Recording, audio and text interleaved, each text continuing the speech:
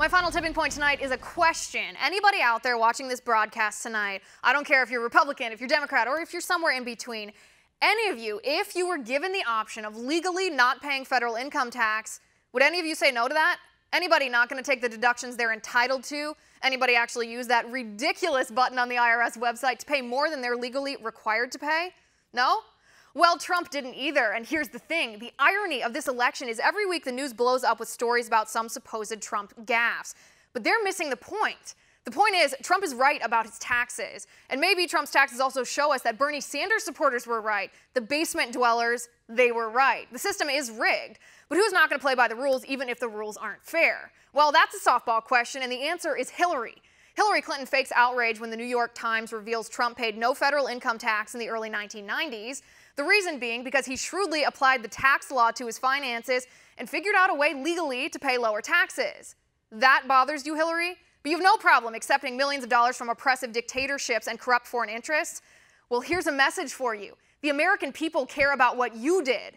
The basket of deplorables are the ones paying taxes in this nation. We want the tax code reformed. I don't want my hard-earned money paying taxes so you can hire a private detective to sabotage the women your husband dallies with. I don't want my tax money funding abortions. I don't want my tax money paying for safe spaces for students to consider their toxic masculinity.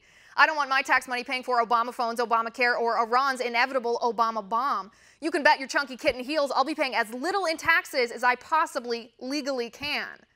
And just a quick note about the New York Times, too. The smoking gun of their story should be their own hypocrisy, because the New York Times themselves paid no federal income taxes in 2014.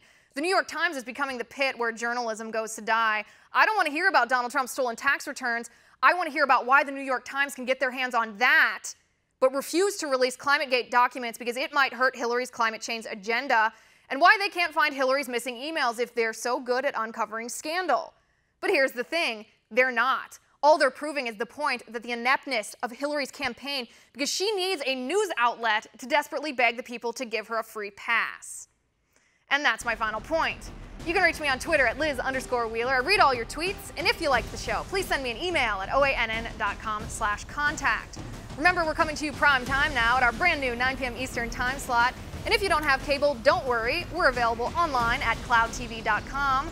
So catch Tipping Point tomorrow at 9 p.m. Eastern, and have a good night.